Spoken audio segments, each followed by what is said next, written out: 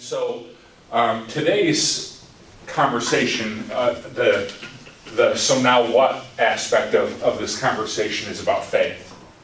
That if Jesus is greater,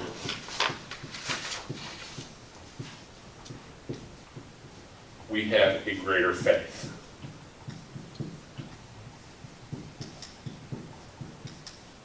Okay. So let's take a look at verse 1 of chapter 11. Now faith, and this is, I think this is the ESV version, just FYI. So this, when we're doing a really familiar text, I like to sometimes choose a different translation, just so we kind of hear it with fresh eyes. But faith is confidence in what we hope for, and assurance about what we do not see. This is what the ancients were commended for. Alright, so, faith is confidence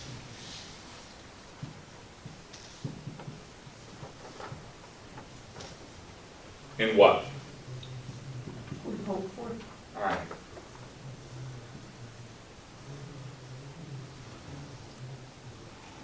Alright, so it's confidence and it's assurance in what? What we do not see. Okay.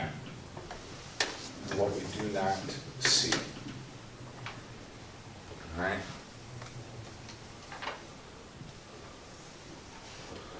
So it's confidence and it's assurance. And specifically, it kind of points to hope in terms of things that have not happened yet. All right. So it's confidence in things that have not happened yet, and it's assurance in things that we don't see. And so these are two kind of synonyms for faith: confidence and assurance. And then he says, "This is what the ancients were commended for." All right. So what I thought we would do is that we would work through these stories, and we're not going to look up the original stories. We're just going to kind of handle what the writer of Hebrews says about it. And I thought we would have a discussion about what we learn and what we see about faith in each individual thing. So let's start in verse 3. By faith we understand that the universe was formed at God's command, so that what is seen was not made out of what was visible. Now, I think this is kind of an interesting one to start out with. All right? So, by faith we understand the universe was formed. What do you think he's trying to teach us there about how the universe was formed, that it was formed by faith, or through faith, would be a better way to say that. Who had the faith? God. What's that? God. Certainly. There was an element of God's faith in there, right? I think that this may be... I think this could be an allusion to Jesus, possibly. That Jesus was and is the Word of God. But we just don't often think about the universe being formed that way through faith. It's not something we really... Would it also mean that we have the faith that it really did happen that way? It could. There could be an allusion to that. Versus some other theories. So many people think else. Right. Yeah, that by faith we understand that. Yeah. I think there's an element of both in the text. The text, when I was studying it this week, the text is laid out in kind of an unusual way. That it's hard to see kind of in the original text about who the faith is really attached to. And I think there's an element of both those things. It's our faith in how it was formed, and we don't often think of God as having faith, but his faith in what he was doing through Christ and through the Spirit, so that what is seen was not made out of what was visible. So what is the element of faith there? Either way that you look at that text, what is the element? What is the element of faith there?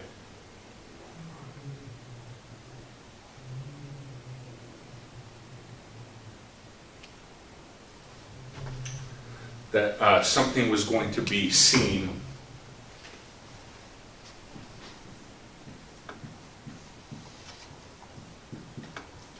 out of the invisible. And so when God created the heavens and the earth was formless. There was nothing there. And God began to speak out commands, let there be light, let the animals and sea creatures and all that stuff be formed. And so that something became seen out of what was previously unseen, out of previously what was invisible. And that's, as we go back to that first verse, that really is kind of a definition of faith. It's believing that that something that we can't see will someday be seen. And so if you're in the middle of something that's really tough, you can't see what the outcome's going to be. Part of what we learn about faith in the creation story is that someday you most likely will be able to see. And the faith of it is that God can see now. To what we were talking about in the creation story, is that God is faithful and God has faith and he can see and he does know.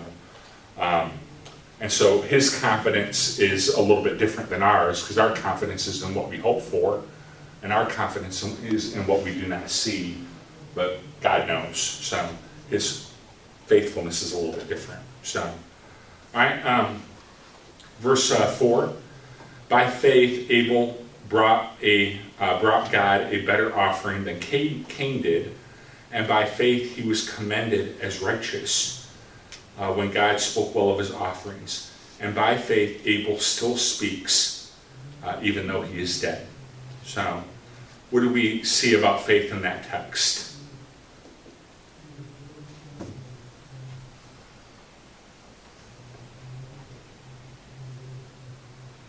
Well, he was commended as righteous for offering God the first of his. Right. So that faith leads to better offering. Why do you think faith results in a better offering?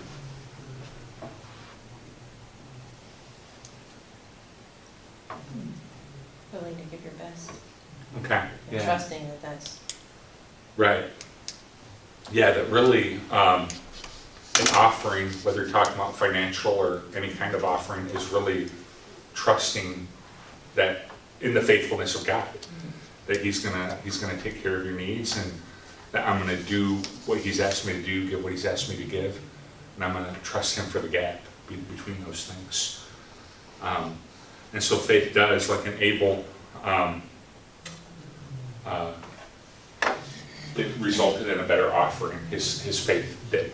It resulted in that he trusted God. Steve? Yeah. Does the tithe go back to that passage, or? That text, let me look real quick. I don't think that text specifically mentions A tenth, or? a tenth, but let's look real quick. We have time.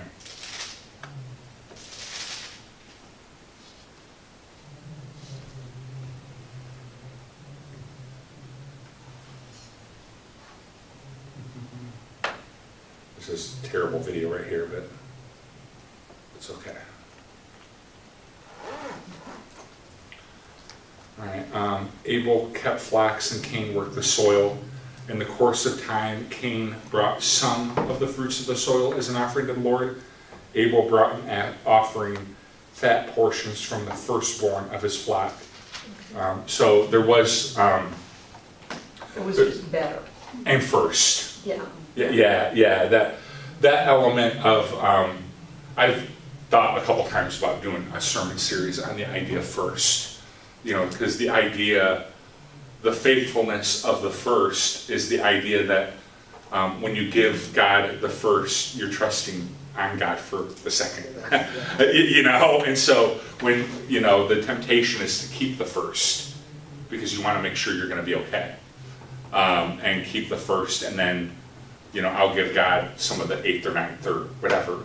But in the Bible, the exercise of faith is to give God the first and to trust Him for the rest. So it's an element of faith. But yeah, good question, Janet. And I think the first time we see the element of the tithe is with Melchizedek and Abraham. Okay. I think that's the first time that word is specifically mentioned. But you do see the first fruit of Abel. And that's kind of where, that's Genesis 4. All right.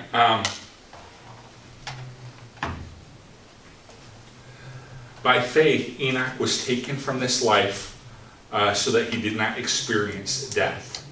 He could not be found because God had taken him away. For before he was taken, he was commended as one who pleased God. And without faith, it is impossible to please God, because anyone who comes to him must believe that he exists and that he rewards those who earnestly seek him. All right, so what does faith result in there?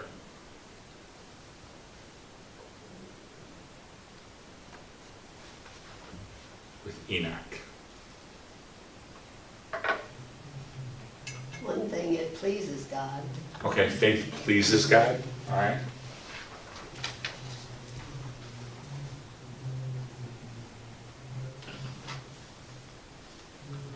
Why do you think faith pleases God so much? That's not the only time the Bible mentions that idea.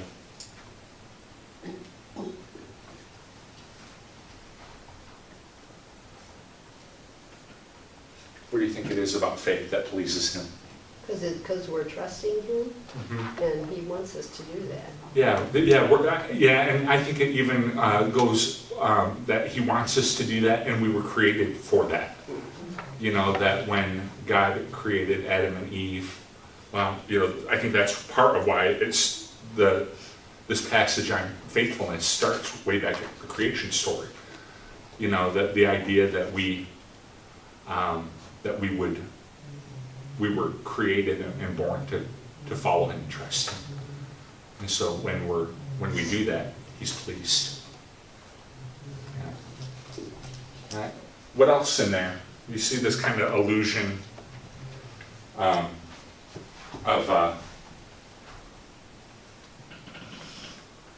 life after death with Enoch. That he was taken, how does it say it? That God took him away. And this element of that God was with Enoch into his eternal life, essentially. So it's a reminder, even though it's an Old Testament story, it's a reminder that we can trust God with our eternity, and we can trust God with our eternal life. All right, verse 7. By faith Noah, when warned about things yet not seen, in holy fear built an ark to save his family. By his faith he condemned the world and became an heir of the righteousness that is in keeping with faith. All right, so what do we see here? What does faith result in here?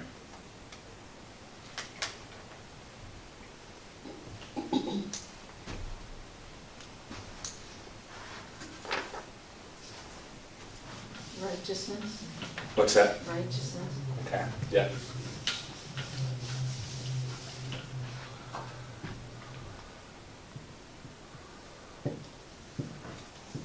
So, one of the reasons that Noah was chosen was because of his righteousness, because he was different from his neighbors. That his faith resulted in him warning about things not yet seen.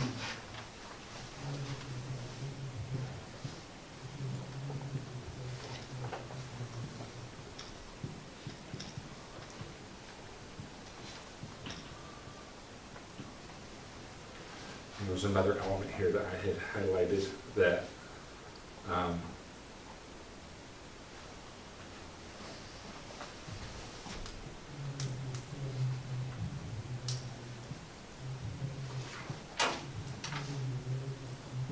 kind of an interesting phrase, that by faith he condemned the world, and I think that goes to your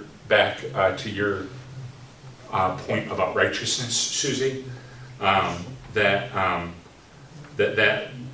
righteousness resulted in a feeling of condemnation in the world, and I think that as Christians that will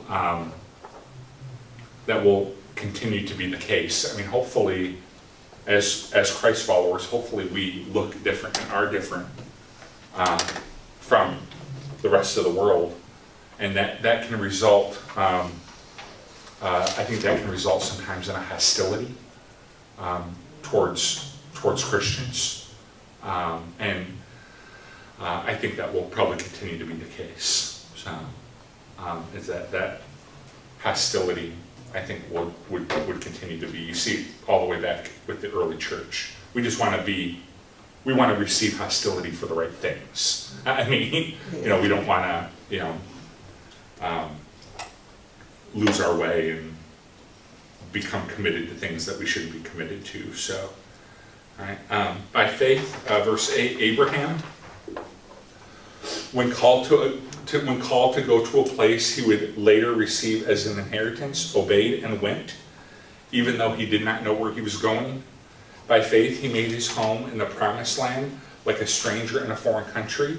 He lived in tents, as did Isaac and Jacob, who were heirs with him of the same promise. For he was looking forward to a city with foundations, whose architect and builder is God. And by faith, even Sarah, who was past childbearing age, was unable to bear children, because she considered him faithful who had made the promise. And so from this one man, and he as good as dead, came descendants as numerous as the stars in the sky and countless as sand on the seashore. All right, so what are some of the elements of faith that we see there? He trusted God when he took off with his family to parts unknown. All right. All right. He went. All right. That's hard to imagine, picking up all your Yes. stuff and just going, not knowing where you're going. Right.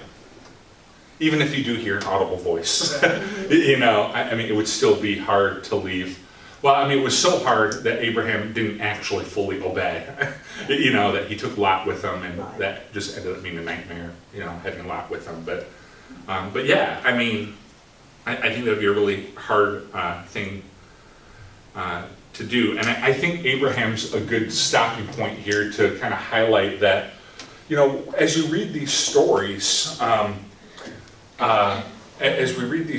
that certainly these people are not to be deified. Yeah. Right? Abraham wasn't perfect. He took Lot. Sarah wasn't perfect. When God told her she was going to have a baby, she laughed.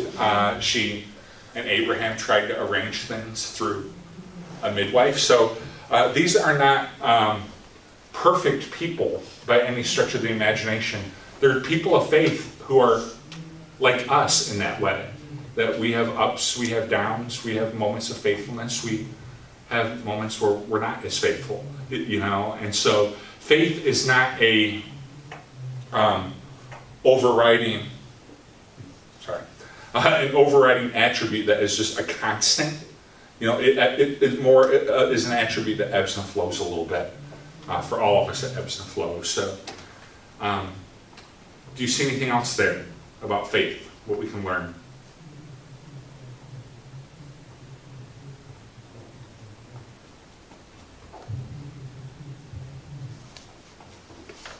I like that verse in 11. I'm not going to write it down because we've already talked about it. But she considered him faithful who had made the promise. And I think that's a real key component of faith. Faith is not being afraid. Not being afraid. I mean, faith is, I have confidence in God. I have an assurance about God that he made these promises to me. And it's a confidence in the faithfulness of God. And we don't always think about, as an overriding attribute of God, we don't think of him maybe as faithful, as having faith. But God is faithful and does have faith. So you think about, to go back to verse 3, I mean, that we trust the universe was formed at his command. He was the one that made things seen out of what was, what is seen was not made out of what was visible. So, you know, God stepped forward and did this whole thing that we see now, because he knew, he was confident in himself in that way. So, all right, let's, verse 13. All these people were still living by faith when they died. They did not receive the things promised. They only saw them and welcomed them from a distance, admitting that they were foreigners and strangers on earth. People who say such things show that they are looking for a country of their own. If they had been thinking of the country they had left, they would have had an opportunity to return. Instead, they were longing for a better country, a heavenly one. Therefore, God is not ashamed to be called their God, for he has prepared a city for them. All right.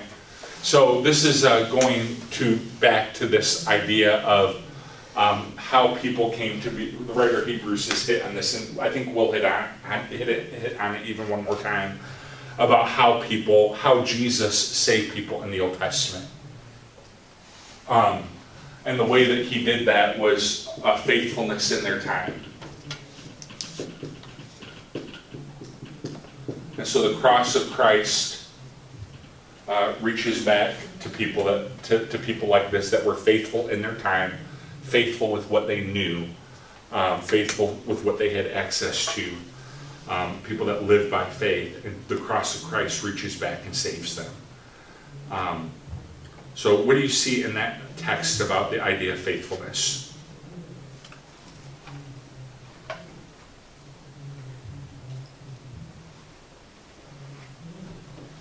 You hold on to the promise even though these people didn't live to see the promise come to pass. Holding on.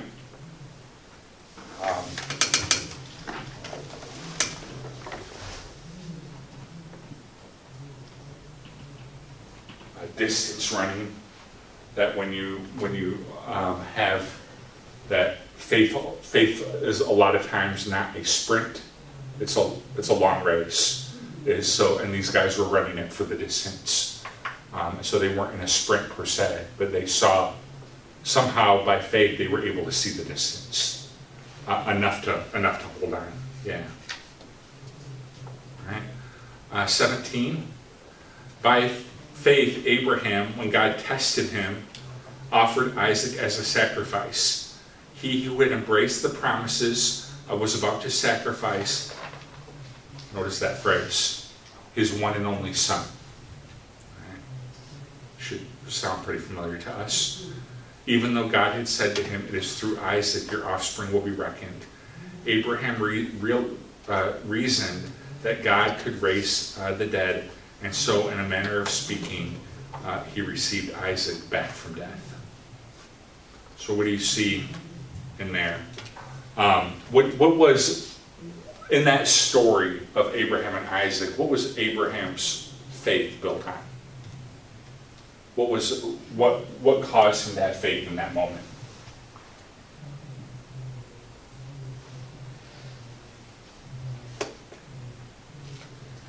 All right, we'll take a look at verse 19. Abraham reasoned that God could what? Even raise the dead. Yeah. So it's the power of God.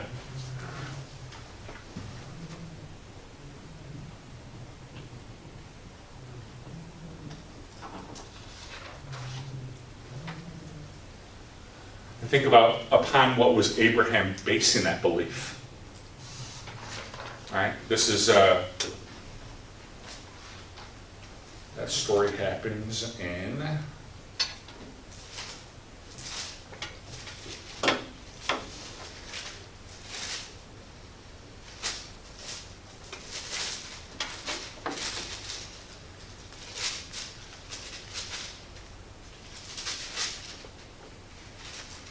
Genesis 22. So had a bunch of people been raised to life before Genesis 22? No. And so just think about the faith of Abraham for a minute, that he is believing this thing about God. And I mean, we live in a post-resurrection day, a post-Easter day, where you could see that maybe we would have that thought. It's like, oh, God could raise this person from the dead. But think about upon what Abraham's basing that on. I mean, it was faith. I mean, he didn't have anything to base that on. So, by faith, Isaac blessed Jacob and Esau in regard to their future. By faith, Jacob, when he was dying, blessed each of Joseph's sons and worshipped as he leaned on the top of his staff. All right. By faith, and then we'll look at verse 22. By faith, Joseph, when his end was near, spoke about the exodus of the Israelites from Egypt and gave instructions concerning the burial of his bones. So what is the kind of overarching idea of faith in those verses about the idea of blessing? Well, they could look backwards and see what God had done during the Exodus and then the time in the wilderness. Right. What God had cared for them. Yeah.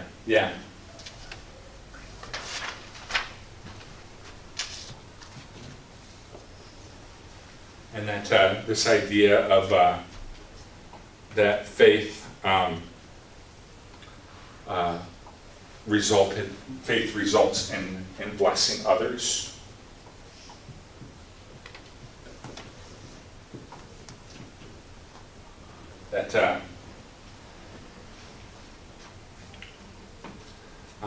That this is kind of an allusion to verses 20 and 21 are kind of an allusion to some kind of mangled situations with Joseph and Isaac and Jacob and Esau. I mean, those stories are, take family drama to a different level. I mean, it's, pretty rough to read those stories. And, you have this idea of blessing that goes through it, which is kind of cool. All right, verse 23. We'll pick it up here a little bit. All right. By faith, Moses' parents hid him for 3 months after he was born because they saw he was no ordinary child, and they were not afraid of the king's edict. So what is the element of faith there? It was complete trust because he knew that Moses would be taken care of. Yeah.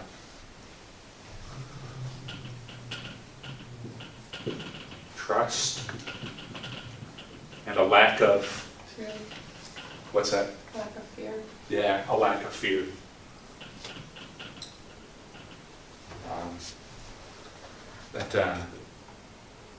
The king's edict, this wasn't I'm raising your taxes. This was I'm killing your children. And I mean, think about that statement. They were not afraid of the king's edict. That's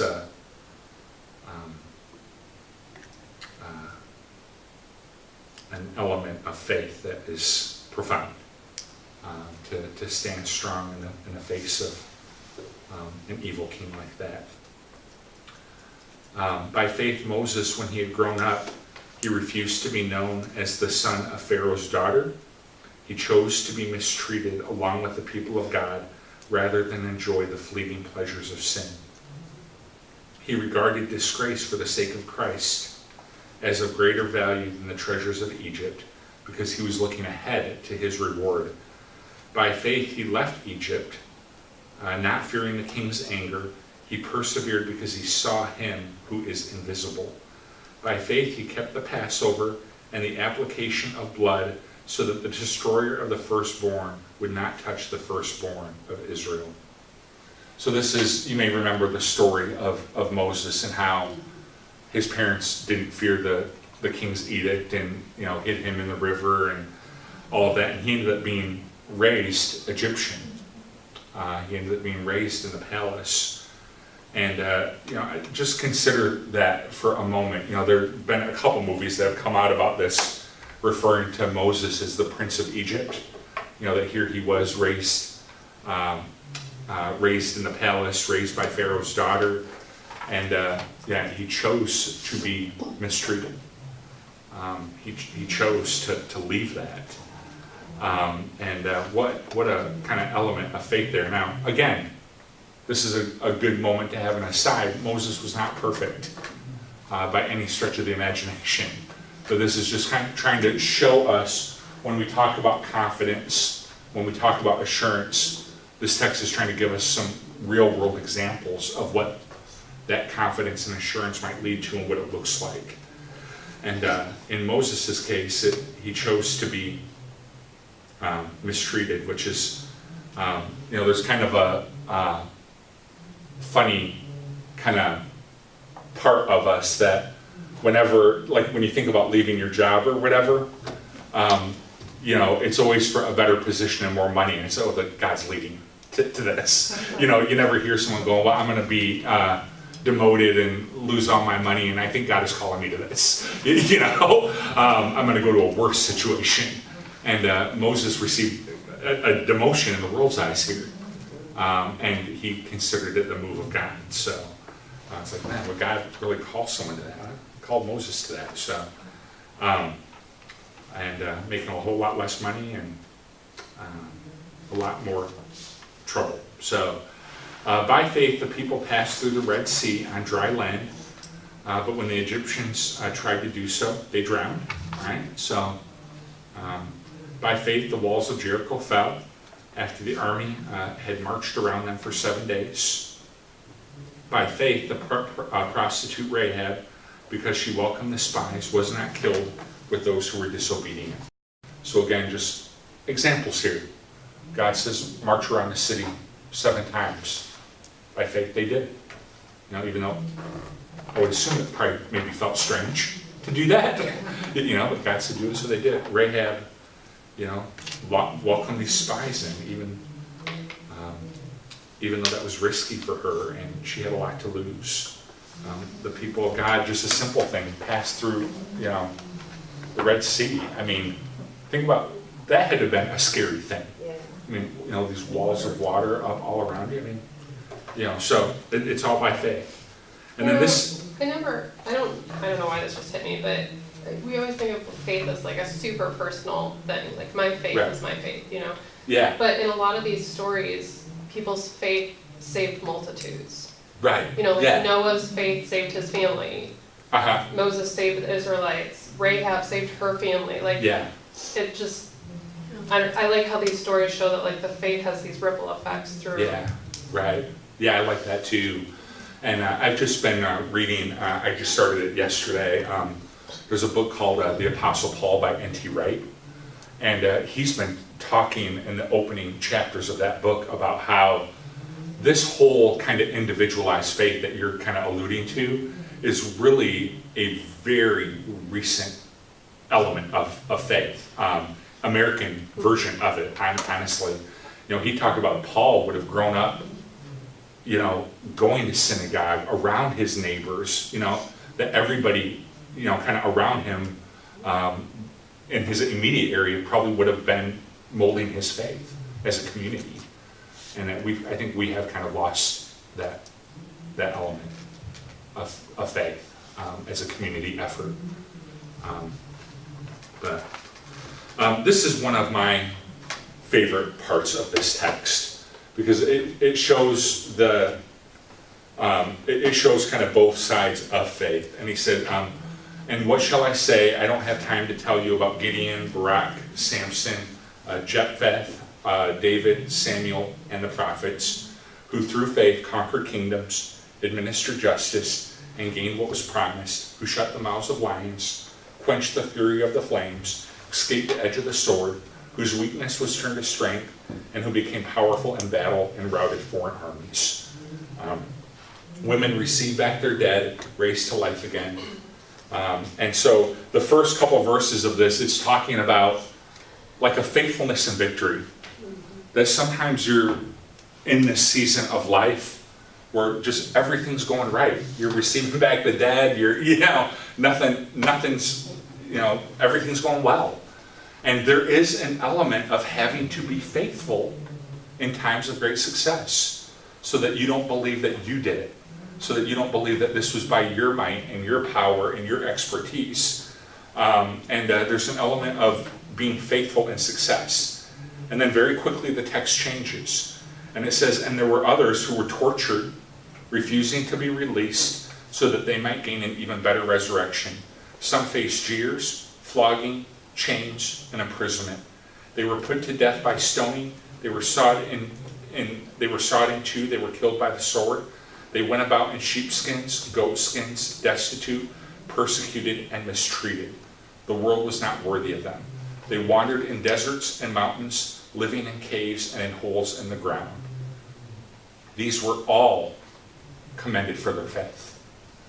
So it's this whole idea of, in whatever season of life that you're in, figuring out how to be confident in God, how to have that assurance of God, how to walk in faith.